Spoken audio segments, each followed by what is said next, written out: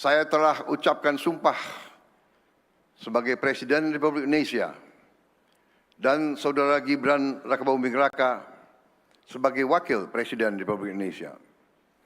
Pada hari itu 20 Oktober 2024 di hadapan Majelis Terhormat, di hadapan seluruh rakyat Indonesia, dan yang paling penting di hadapan Tuhan Yang Maha Kuasa.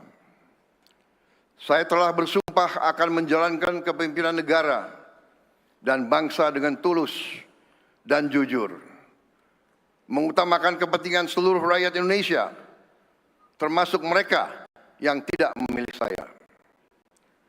Untuk menunaikan janji-janji yang saya telah ucapkan dan menunaikan sumpah saya sebagai Presiden Republik Indonesia, saya telah pimpin pemerintahan Negara Kesatuan Republik Indonesia selama 21 bulan dengan 4 pedoman utama. Pertama, kami bekerja untuk menjaga dan melaksanakan perintah-perintah Undang-Undang Dasar Negara Republik Indonesia tahun 1945. Kedua, kami bekerja untuk menjaga, menjalankan, dan melindungi kepentingan inti nasional yang vital, the core and vital national interests. Hal ini termasuk menjaga dan mengelola dengan sebaik-baiknya kekayaan bangsa Indonesia agar dapat sepenuhnya dimanfaatkan untuk kemakmuran seluruh rakyat Indonesia. Ketiga, kami bekerja untuk mengatasi kesulitan rakyat dalam waktu yang sesingkat-singkatnya. Keempat, dalam bekerja kami selalu berorientasi kepada kepentingan rakyat dan kepentingan anak-anak mereka dan cucu-cucu mereka. Hari ini 21 bulan sejak sumpah itu saya ucapkan, saya kembali ke hadapan majelis ini. Saya kembali untuk menyampaikan apa yang telah kita kerjakan, apa yang mulai kita lihat hasil-hasilnya, dan apa yang masih harus kita selesaikan. Saya belum bisa mengatakan bahwa seluruh persoalan bangsa telah selesai, atau bahwa seluruh janji yang saya ucapkan telah tertunaikan. Belum. Tetapi dalam waktu kurang dari 2 tahun, kita telah buktikan bahwa dengan keberanian mengambil keputusan, dengan kerja keras, didasari oleh hati yang tulus, kehendak yang jelas, orientasi kepada rakyat, dan dengan gotong royong seluruh unsur bangsa, masalah-masalah yang selama puluhan tahun dianggap sangat rumit atau terlalu rumit dapat kita mulai selesaikan. Saya tidak mengatakan selesai, saya mengatakan kita mulai selesaikan. Dalam 21 bulan, tepatnya 663 hari sampai hari ini, pemerintah yang saya pimpin telah memutuskan dan menjalankan 121 kebijakan transformatif untuk menyelesaikan masalah-masalah negara. Sebagian masalah-masalah itu telah berpuluh tahun tidak bisa kita selesaikan. Artinya, kita bisa mengatakan bahwa kita telah putuskan satu kebijakan transformatif setiap 5 hari. Demikian kerasnya menteri-menteri saya dan pembantu-pembantu saya telah bekerja. Beberapa di antara mereka terpaksa masuk rumah sakit. Ada yang pingsan, ada yang operasi, banyak yang kecapean. Saya berjanji kepada mereka bahwa dalam sisa masa jabatan saya ini, saya akan memberi lebih banyak waktu istirahat untuk mereka. Dan mereka menjawab, janji tinggal janji. Demikian bukti kesungguhan dari pemerintah yang saya pimpin. Menurut pembantu-pembantu saya, dalam kalender saya tidak ada hari merah. Yang ingin saya sampaikan, kita menerima amanah itu dengan penuh kehormatan. Tugas dari rakyat adalah kehormatan yang mulia bagi kita. Karena itu kita akan bekerja dengan sekeras-kerasnya. Kita akan habis-habisan bekerja untuk rakyat dan bangsa kita.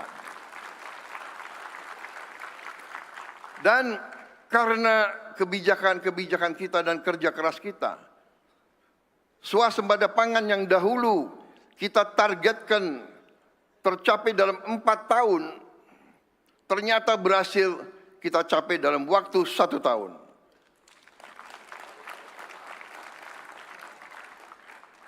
Di tengah dunia sekarang yang sangat khawatir terhadap kelaparan massal akibat kesulitan pangan dan cuaca yang tidak menentu, kita, alhamdulillah, dapat saya laporkan di majelis ini, soal pangan, soal makanan untuk rakyat Indonesia, kita berada dalam keadaan aman dan kita akan mampu menghadapi tantangan-tantangan termasuk tantangan El Nino yang katanya tahun ini El Nino-nya akan berarti El Nino yang paling dahsyat. Kita telah mencapai itu dengan keberanian menghadapi masalah. 145 aturan penyaluran pupuk telah kita hilangkan. Harga pupuk berhasil kita turunkan 20%. Hal ini terjadi pertama kali dalam sejarah Negara Kesatuan Republik Indonesia. Pertama kali harga pupuk dapat kita turunkan kepada rakyat. Tetapi pada saat yang bersamaan harga turun, tapi volume ketersediaan pupuk tambah untuk rakyat kita, saudara-saudara. Sehingga rakyat kita sekarang mudah mendapatkan pupuk. Dan karena itulah produksi meningkat.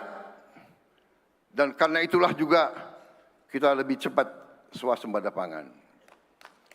Dan pada saat yang bersamaan, keuntungan PT Pupuk Indonesia, perusahaan negara, BUMN, keuntungannya naik 252,8%.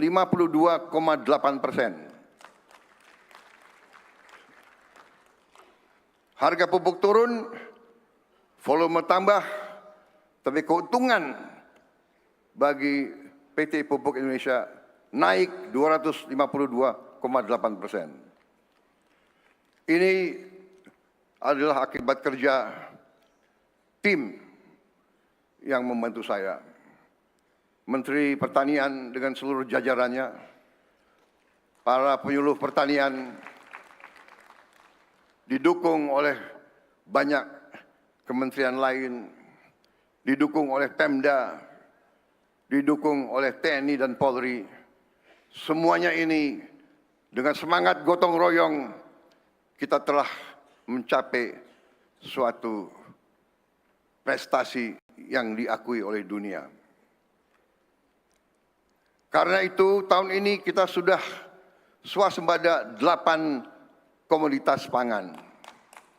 Kita telah swasembada beras, swasembada jagung, swasembada gula konsumsi, daging ayam, telur ayam, bawang merah, cabai besar, dan cabai rawit.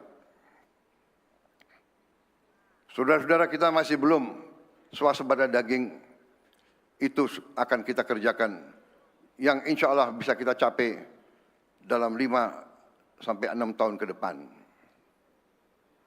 Janji swasembada energi sekarang sudah mulai kita wujudkan dengan pertama kali swasembada BBM jenis solar.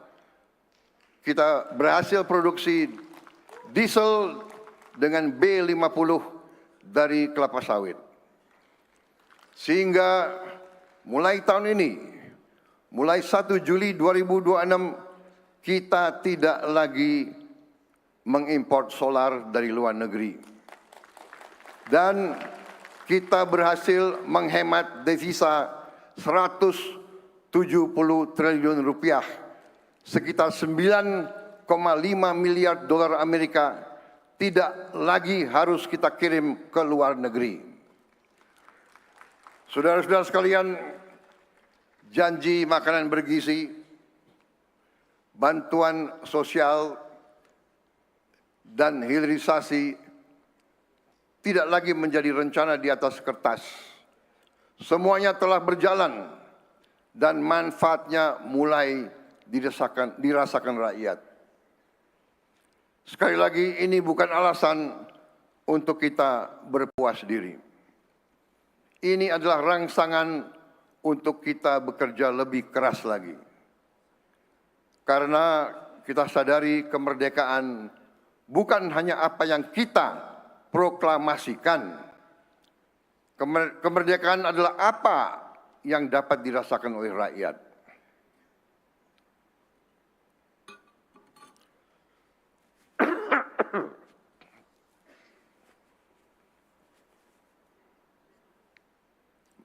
Maaf, mohon izin.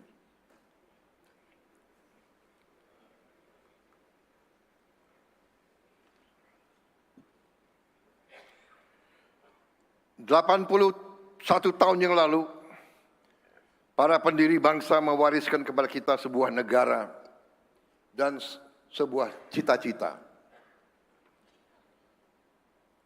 Indonesia yang berdaulat, adil dan makmur. Indonesia yang kekayaannya harus dipergunakan sebesar-besarnya untuk kemakmuran rakyat dan tidak boleh hanya dinikmati oleh segelintir orang saja. Saya tidak menerima mandat dari rakyat untuk menjelaskan mengapa masalah tidak dapat diselesaikan. Saya menerima mandat dari rakyat justru untuk menyelesaikan masalah-masalah dan mengatasi kesulitan-kesulitan rakyat. Kami memilih mengambil keputusan yang sulit pada hari ini daripada mewariskan masalah yang lebih berat lagi dan lebih rumit lagi kepada generasi-generasi penerus kita. Saudara-saudara sekalian, pembangunan bangsa bukan pekerjaan presiden seorang diri, bukan pekerjaan hanya pemerintah. Republik ini dibangun oleh kerjasama seluruh lembaga negara, pemerintah pusat dan daerah, serta seluruh elemen dari masyarakat, seluruh rakyat Indonesia.